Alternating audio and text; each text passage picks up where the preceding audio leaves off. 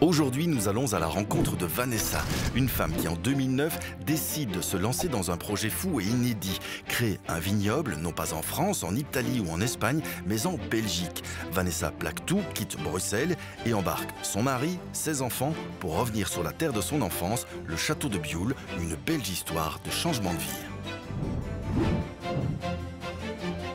Vous êtes ici au château de Bioul, donc c'est le château de mon cœur, de mes tripes. C'est le centre de notre projet viticole et c'est aussi le centre de ma vie puisque j'y ai passé toute mon enfance et mon adolescence. Mon arrêt de vie à Bruxelles s'est passé très vite, un petit peu comme tout ce qui se passe dans ma vie, j'ai l'impression. J'avais envie d'avoir une deuxième moitié de vie, quelque chose de plus retour aux sources, plus calme. Mais ça se passe pas comme ça, c'est pas beaucoup plus calme. Quand j'ai parlé de ce projet à Andy, au départ, c'est sûr que les projets un petit peu ambitieux, ça il aime bien, mais il avait un petit peu peur que je me planque un petit peu, que voilà. Et je lui ai dit non, non, moi, je conduirai le tracteur, je vais atteler les machines, tu vas voir. C'est vrai que j'ai usé de tous mes charmes pour être sûre qu'Andy me dise « c'est bon, on y va ensemble ».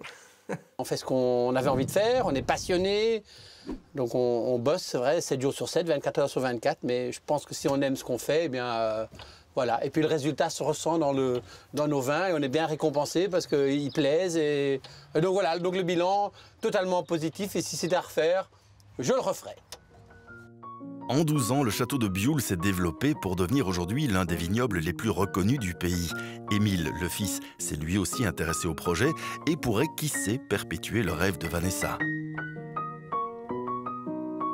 À Bioul, on produit essentiellement des blancs et des vins effervescents issus de cépages adaptés aux conditions climatiques belges.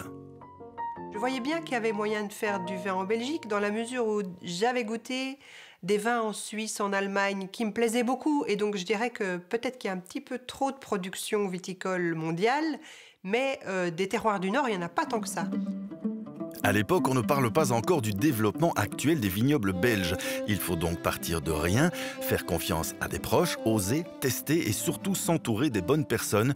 Une fois de plus, la chance semble sourire au couple de vignerons. Je suis arrivée en Belgique, je cherchais du boulot et puis j'ai rencontré Andy et Vanessa par hasard et ça s'est super bien passé, donc je ne suis plus jamais repartie.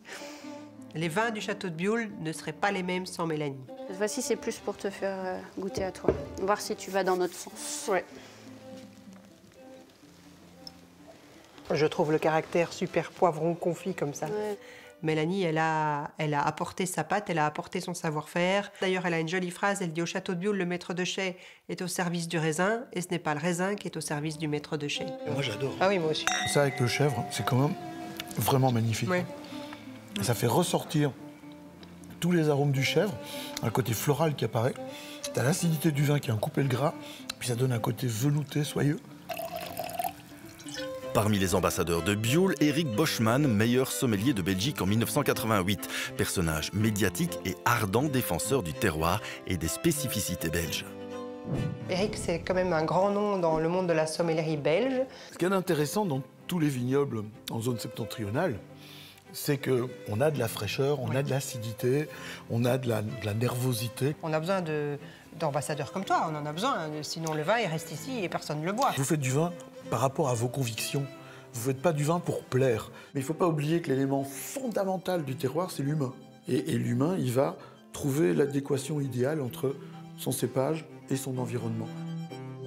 Mais cette histoire n'aurait jamais commencé sans l'aide du pionnier du vin en Belgique, Philippe Graffet du domaine du Chenois. Philippe, c'est la première personne qu'on a été voir quand on a décidé de faire le vignoble. C'est le premier rendez-vous que j'ai pris. Je l'ai appelé un jour et je l'ai vu le lendemain. Parce que Philippe, il est comme ça. Il dit « Mais viens demain, viens voir. » C'est un jeune couple qui sait ce qu'il veut. Faire des vins bio, c'était pour eux quelque chose d'essentiel. Moi, je suis vraiment emballé et j'ai énormément d'estime, en plus de l'amitié pour eux. Merci.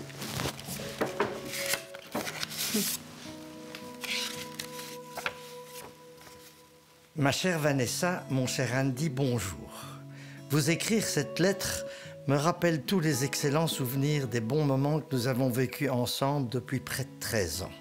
À cette époque, j'étais jeune vigneron moi-même et je dois vous dire que votre présence et votre enthousiasme ont été pour moi un énorme encouragement moral. Vous avez été les tout premiers à me suivre dans ce concept révolutionnaire. Encore une fois, merci et bravo. L'avenir vous appartient. Je vous souhaite pleine réussite dans une succession d'étés magnifiques et sans gelée de printemps. Bon vent, je vous embrasse, Philippe. Philippe, c'est un grand monsieur. Et c'est vrai que sans lui, on n'aurait pas planté de vigne. C'est le pape, à mon avis, du cépage résistant mondial. Je suis pas sûre qu'on le lui rende assez. Donc ça marche, Philippe, ça marche. Je ne regrette rien. Goûter son vin, c'est complètement magique, quoi. Je sais pas si vous imaginez, vous avez une bouteille sur votre table, alors qu'en plus, si c'est sur la table des autres, c'est encore plus magique, quoi. Je veux dire, c'est votre vin. Ce sont des métiers qui vous rentrent dans les veines, c'est comme ça, vous... C'est merveilleux.